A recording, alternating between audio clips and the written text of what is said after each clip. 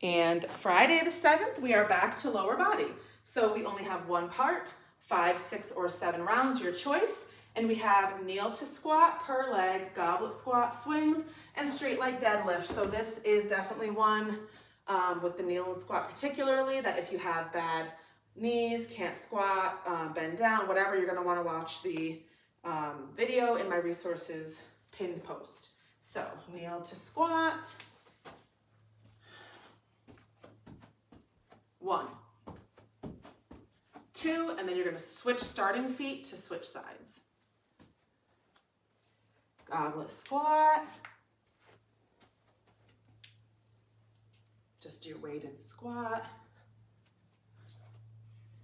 Swings and straight leg deadlift. So I'm just gonna hold one for now, show you the swing.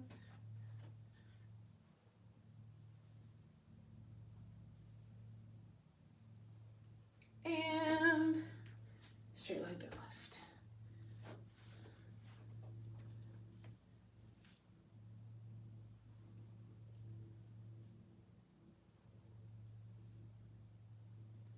Okay, so these are actually a lot of my favorite moves all in one. So kneel to squat.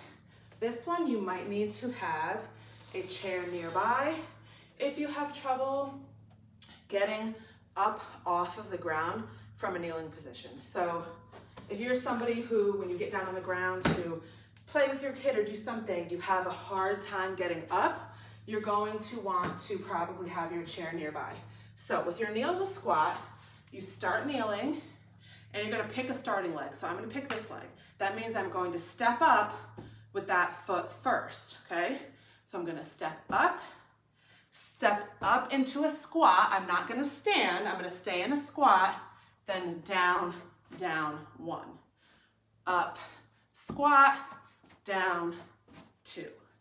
Up, squat, down, 3. Now to change positions, to change sides, you're just going to switch feet. So instead of starting with this foot, I'm just gonna start with this foot. Up to squat, down, down, 1. Up, squat, down, 2. Now, you can put like a mat or like a towel or blanket or something because it might start to hurt your knees. But the thing that you have to remember is once you're not kneeling anymore, now you're standing.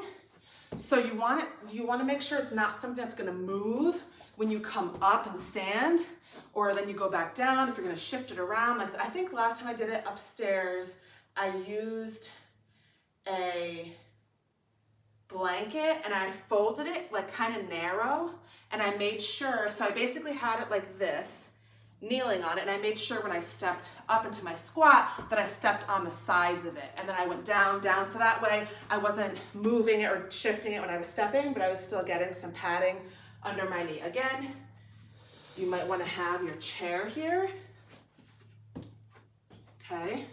Even if you have to kind of help yourself, that's totally fine. Goblet squat. So this is just your weighted squat. Goblet is referring to the way that we hold the weight, okay? So goblet squat means you're holding a weight in front of your chest. You're gonna hold a dumbbell, support it by your palms, close your fingers over the top, and it's gonna be, I literally rest it on my chest. Some people like to hold it out here. I just put it right on my chest. So you're gonna get in a comfortable position. Now when you squat, your toes should be totally forward or slightly turned out. So I like mine slightly turned out, very comfortable stance, and I'm just gonna squat down, holding my weight, up, down, up, down, up. So my only tip with this is you wanna be careful when you are holding weight in front of your body and squatting down, because gravity wants to just pull you down, especially because you're heavier with the weight in front of you. So you want to be conscious of keeping your back up and your shoulders back and not folding down just because you're holding weight, okay? And of course, if you can't do weighted squat, just do a regular squat. Swings. So this is ideally done with a kettlebell, okay? Ideally done with a kettlebell. If you don't have a kettlebell, you can use 2 that you're gonna hold in between your legs, or one that you're gonna kind of hold by the top of the weight. Now, my only problem with this is you have to make sure that you have a good grip on it, and that's gonna depend on the type of the weight, how the top is made, and the size of it. So if you're somebody who's kind of strong and you wanna use a heavier dumbbell, your hands have to be big enough to fit around it. So that's the only problem with holding one that way. I feel like this only works best with small weights. If you wanna add weight, I think it's best to hold two, one in each hand. So I'm gonna go over the form of a swing first before we put the weight in our hands. So your swing and our next one, the straight leg deadlift, have very, very, very similar form, okay? So I'm gonna almost say the same exact thing for both exercises. You're gonna have a comfortable stance, and you're going to do or create a hinge movement, okay? So our hinge motion comes from our knees being slightly bent, our butt and hips moving backward, okay? Not down, but backward to the wall behind us, and in turn, our back is going to fold, okay? You can't move your hips back and keep your back up without doing that, okay? You have to fold. So knees slightly bent, your hips and butt are gonna push to the wall behind you, creating your upper body to fold down. Now I'm folding down, my back is straight. It's not hunched down, it's straight, fold, okay? You're gonna feel, even without weight, just doing this, you're gonna feel your hamstrings pull. Most people have tight hamstrings. Again, the back of your body muscles tend to be the tightest. Now you're gonna feel that pull, you're gonna stand up and just slightly kind of clench your butt, okay? So that is the main motion of your swing and your straight leg deadlift, all right? So hinge, legs slightly bent, push that butt and hips to the wall behind you, let your body fold and your back is straight. Up, down, up, down, up. When you're doing the swing, it's gonna be a faster motion and you have the weight moving like a pendulum. When you do your straight leg deadlift, the weight is just in your hands, so you're just lowering it in your hands, lifting it in your hands. Your swing, your hands come between your legs and up, between your legs and up. So both motions, again, are very, very similar. Now we're gonna add our weight. I'm gonna hold one in each hand. I'm gonna open my legs a little bit wider because now I have to put these between. So I'm gonna do my hinge. I'm gonna put my weight between my legs, and then I'm gonna stand up and lift. 2, 3. So your swing is a continuous motion. You don't stop between reps. You just keep, like I said, it's like a pendulum. You have the hinge, pendulum, okay? That is what your swing looks like. So notice at no point did I squat. At no point did my knees go really bent. At no point did my butt drop to the floor. All I did was this. Okay? Now, for your straight leg deadlift, very, very similar, except the weights are gonna be like this, or again, you could use a kettlebell.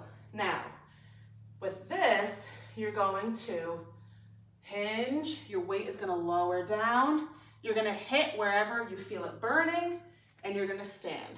1. So usually my weights end up at mid-shin. 2, 3,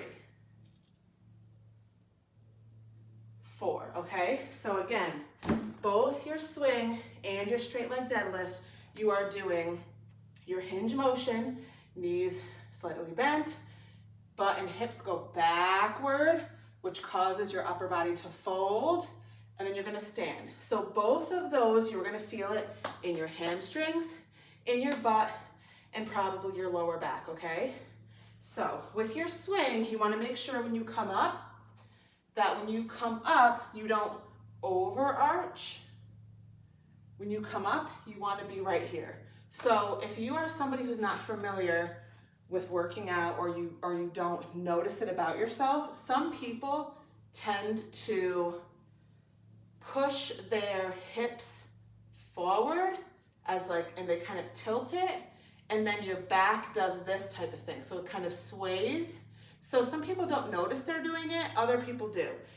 So it can happen when you're swinging, it can happen when you're doing an overhead type of hold or something. So if it's happening to you and you don't know how to fix it, the first thing that you can do is tuck your hips under. Squeeze your butt and tuck your hips. It's gonna take your back from this to this, okay? So from sticking out and rounded back, tilted hips, to more in line and straight, okay? So when you're swinging, a lot of times when people, you might have seen influencers on social media talk about even when you come to the top of a squat, squeeze your butt. When people squeeze their butt, what they do is they squeeze it like this, and it actually makes it even worse. What it really is tucking your hips under. Think about, yeah, you're squeezing your butt, but you're shifting your pelvis forward. So instead of squeezing your butt, where people tend to go like that, tuck your pelvis forward, almost like a C shape. You want to make a C shape, not a weird backward shape, okay? And that's it. So that's your week 1.